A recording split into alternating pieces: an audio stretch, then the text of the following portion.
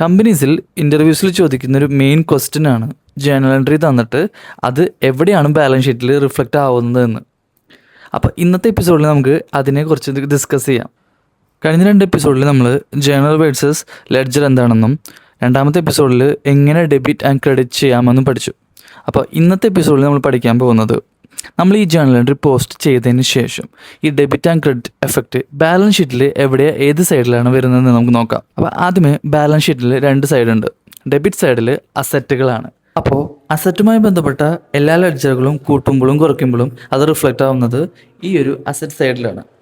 ഇനി second side എടുത്തു കഴിഞ്ഞാൽ അതിൽ വരുന്നത് ലയബിലിറ്റീസ് പ്ലസ് ഇക്വിറ്റി ഉള്ള വേറൊരു കാറ്റഗറീസാണ്.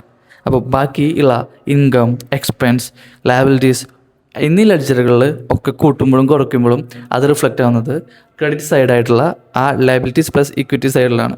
അപ്പോൾ ഇതാണ് ഒരു ബേസ്.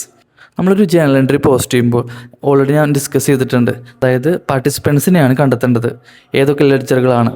ഇനി ആ പാർട്ട് ഓഫ് ലെഡ്ജേഴ്സ് ഏത് സൈഡിലാണെന്നുള്ളതാണ് നമ്മൾ ഇനി കണ്ടെത്തേണ്ടത്.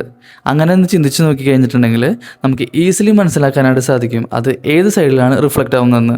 ഇനി അടുത്ത എപ്പിസോഡിൽ നമുക്ക് കൂടുതൽ ലയബിലിറ്റീസ് പ്ലസ് ഇക്വിറ്റീനെ കൂടുതൽ ബ്രേക്ക് ഡൗൺ ചെയ്യാം.